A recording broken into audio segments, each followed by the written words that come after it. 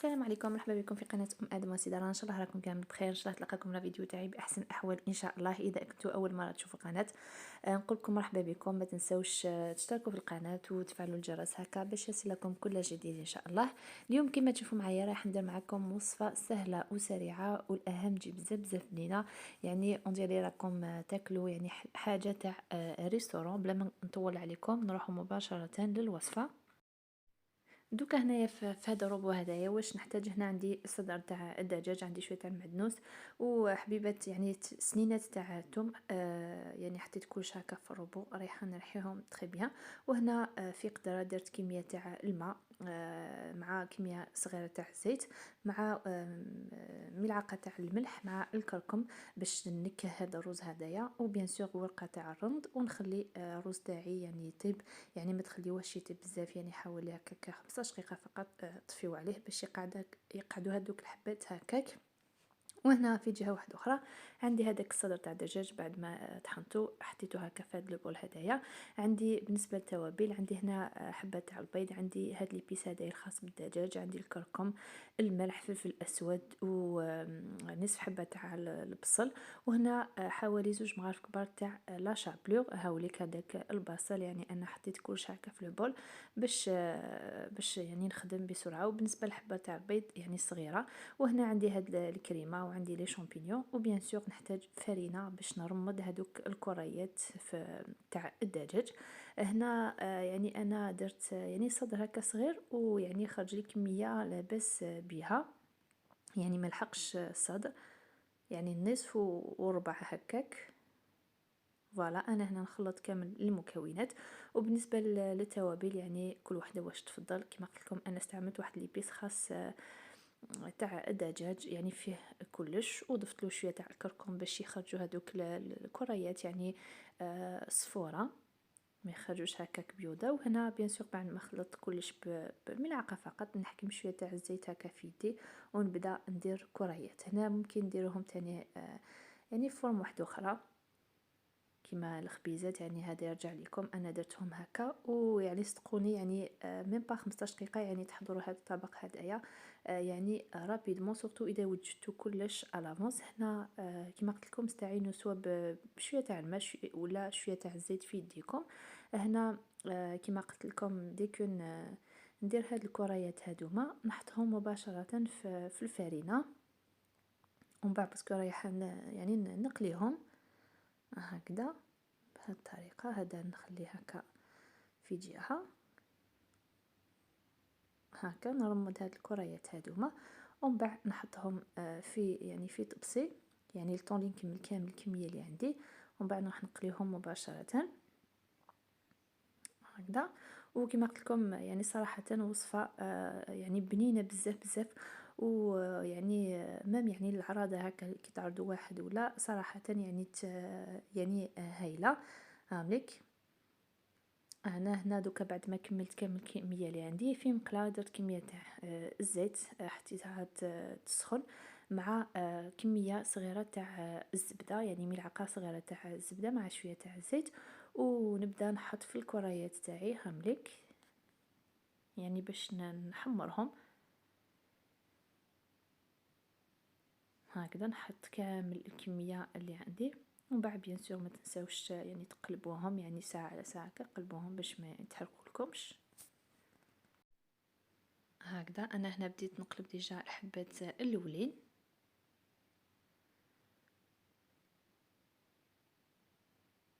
هكذا، يعني نقلب ونشوف حتى يتحمروا كامل هكذا. وبيان سور يعني اشاك فوا نشوف وحده تحمرت كامل يعني الجوانب نحيها ونخليها هكا في طبسي قبل ما نروح ندير هذيك العصوص هايليك هكذا. ودوكا هنا بعد ما نحيت كامل هذيك الكميه هنا نقصت شويه تاع الزيت، خليت الكميه نصف الكميه فقط. زدت نصف حبه تاع البصل يعني مفرومه كيما تشوفوا معايا، يعني قليتها في هذيك لاصوص يعني هكا. نخليها هكا تتقلى شويه هكا تري بيان هكا. يعني كي ديروا في هذيك المقله اللي طاب فيها الدجاج يعني احسن. وهنا ندير كميه تاع لي شامبينيون. هنا بيان سور انا عندي الاخر لي شامبينيون تاع العلب. اذا عندكم الاخرين ممكن تستعملوا ديريكتومون الاخرين، انا يعني عندي هادوما استعملت هادوما. فوالا يعني نحركهم ونحاول نقليهم مع هذاك البصل هكذا. وبيان سور بالنسبه للتوابل نحتاج الملح والفلفل الاسود. فوالا هكذا. ومن بعد على فين راح نزيد تاني واحد التوابل واحد اخرين. وهنا تاني زدت شويه تاع هكا المعدنوس كميه صغيره فقط لانه يعني ما بقاش عندي بزاف. وهنا راح نحط ملعقه تاع فرينه، يعني هاد الفرينه هي اللي تعقد لكم هذيك لاصوص وتجيكم خاطره، يعني ما تجيش كيما الماء هكذا. نحاول ندير هاد الملعقه تاع الفرينه، نحاول نديرها هكا مليح مع دوك لي شامبينيون. ونزيد قيس هكا فنجان صغير فقط تاع الماء ونخلط، يعني باش تكون عندي هذيك لاصوص. يعني قبل ومن بعد ما نضيف الكريمه تاعي، يعني باش ما تستعملوش كميه كبيره تاع الكريمه هكذا. انا هنا زدت شويه فقط، يعني كما قلت لكم نقيس نص كاس هكاك تاع الماء. نحاول نخليهم هكا. شوفوا يعني شوفوا هذيك لاصوص كيفاش تجي خاتره هكذا. نخليهم هكا شويه، قيس واحد 2 دقائق فقط فوق النار هكذا. ودوكا هنايا نضيف الكريمه تاعي بيان سور. الكريمه كل واحد يدير على حساب يعني على حسب الكميه اللي داها تاع لي بولات هادوك هكذا. ونخلط بيان سور، نحرك هكا يعني باش ما تلصقش هذيك الكريمه هكذا. ونخليها هكا على نار تكون قليله. وبيان سور هنايا راح نحتاج هاد التابل هدايا اللي درت مقبيلات تاع البولي ولا تاع الشاورما مع شويه تاع الكركم تاني. وراح نضيفهم هكا في الاخير، يعني قبل ما تغلي هذيك الكريمه. علاش؟ باش نزيد باش نعطي لا كولور لاصوص هاديه. وبيان سور رايح نرد هذوك لي بولات لداخل باش يعني يكملوا طيابهم، يعني ميم با 10 دقائق تسيبوهم خلاص طايبين. فوالا هكا. كما قلت لكم يعني وصفه سهله بزاف وتجي بريزونطابل. هكا نحرك شويه هاد المقله هاديه هايليك.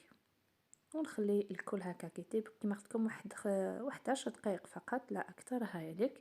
انا هنا رايحه نطفي على هاد لي بولات هادوما هامليك. يعني شوفوا يعني هذاك لاصوص تقالت ولي بولات تاني راهم طايبين. يعني كما تعرفوا الدجاج يعني طيب بالخف. هاي ليك لاصوص كيفاش جات. وهنا في جهه واحده اخرى راح نحي هذاك الرز يعني بعد ما طاب. فوالا انا هنا الرز تاعي درتو في بول ومن بعد قلبته عن هكذا على الصحن، يعني في صحن تقديم. وزدت هذيك لاصوص هكا من الفوق. هاي ليك شوفوا يعني هذيك لاصوص كيفاش تجي خاطره هايله. ويعني واحد الريحه ما شاء الله.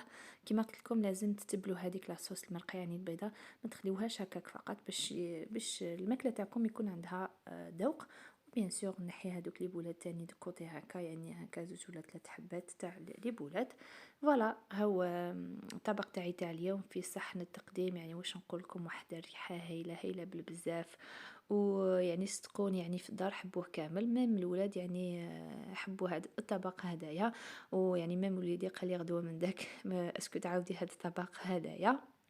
كما قلت لكم يجي بزاف بنين. وهنا بيان سور درت شويه هكا تاع المعدنوس هاولا كيما تشوفوا معايا. كما قلت لكم يعني يجي بريزونطابل بالبزاف هكذا. هنا رايحه نقسم لكم يعني حبه تاع هذيك لي بولات. شوفوا يعني تجي هكا خفيفه وتاني يعني تقسم وحدها. هنا بيان سور تاني ممكن تزيدوا لها الجبن من داخل، يعني اذا حبيتوها ديروها بالفرماج ممكن تاني. فوالا انا هنا لحقت لنهايه الفيديو. نقول لكم شكرا جزيلا على المتابعه عفوا. دمتم أوفياء للقناة. سلام.